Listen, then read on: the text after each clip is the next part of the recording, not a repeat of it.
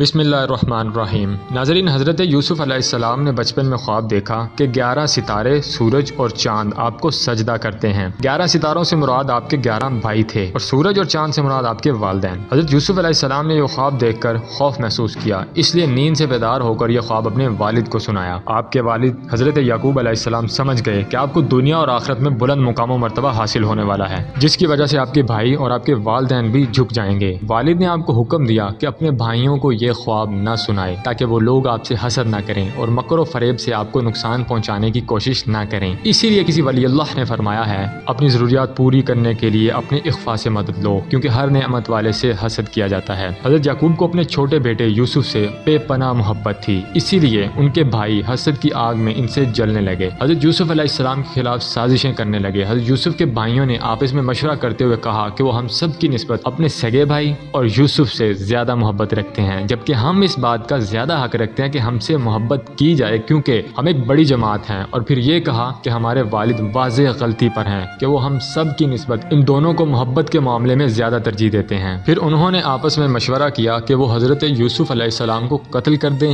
یا کسی ایسی دور دراز جگہ پہنچا دیں جہاں سے وہ واپس نہ آ سکیں، تاکہ والد کی محبت صرف انہی کے لیے رہ جائے۔ ان کا ارادہ یہ تھا کہ وہ بعد میں توبہ کر لیں گے۔ جب انہوں نے یہ فیصلہ کر لیا اور اس پر اتفاق کر لیا تو ان میں سے ایک نے کہا کہ ہمیں یوسف کو قتل نہیں کرنا چاہیے، قتل کرنے کی بجائے ہم اسے کسی کنویں میں ڈال دیتے ہیں تاکہ کوئی راہ گیر اسے نکال کر اپنے ساتھ اپنے ملک لے جائے، اور یہ کام اسے قتل کرنے یا دور چھوڑ کر آنے سے آسان ہے۔ اس رائے پر اتفاق ہوا تو اس ارادے کو عملی جامہ پہنانے کی تدبیریں شروع کر دیں۔ اس کے بعد وہ موقع دیکھ کر اپنے والد کے پاس گئے اور ان سے کہا کہ وہ یوسف کو کھیل کود کے لیے، سیر و تفریح کے لیے اپنے ساتھ لے جانا چاہتے ہیں۔ اس دوران جو بات ان کے دل میں تھی وہ تو صرف اللہ ہی جانتا تھا۔ حضرت یعقوب نے جواب دیا، میرے بیٹے، مجھ سے تو اس کی جدائی پل بھر بھی برداشت نہیں ہوتی۔ اس کے علاوہ مجھے یہ بھی ڈر ہے کہ تم اپنے کھیل کود میں مصروف ہو جاؤ گے اور یوسف کو کوئی بھیڑیا کھا جائے گا۔ وہ تو اتنا چھوٹا ہے کہ تمہارے غافل ہونے پر اپنے بچاؤ بھی نہیں کر سکتا۔ وہ کہنے لگے کہ اگر ہماری موجودگی میں، جبکہ ہم ایک طاقتور جماعت ہیں، اسے بھیڑیا کھا گیا پھر تو ہم بڑے نقصان میں پڑ گئے۔ یعنی انہوں نے اپنے باپ کو اعتماد میں لینے کے لیے کہا کہ ہم جماعت ہو کے اس سے غافل ہو جائیں اور اسے بھیڑیا کھا جائے، پھر تو ہم کسی کام کے نہ ہوئے، ہم تو مرے برابر ہوئے۔ وہ بس اپنے والد گرامی سے اصرار کرتے رہے، حتیٰ کہ حضرت یعقوب علیہ السلام نے یوسف کو ساتھ لے جانے کی اجازت دے دی۔ اس سے آگے کیا ہوا یہ جاننے کے لیے اس ٹاپک کا پارٹ 2 دیکھیں۔ ناظرین، اگر آپ کو یہ ویڈیو اچھی لگی ہے تو ویڈیو کو لائک کر دیں، کمنٹ سیکشن میں مجھے کمنٹ کر کے ضرور بتائیں، اور اس طرح کی مزید اچھی ویڈیوز کے لیے نئے آنے والے ویورز چینل کو سبسکرائب کر لیں تاکہ آنے والی ہر نئی ویڈیو آپ تک پہنچ سکے۔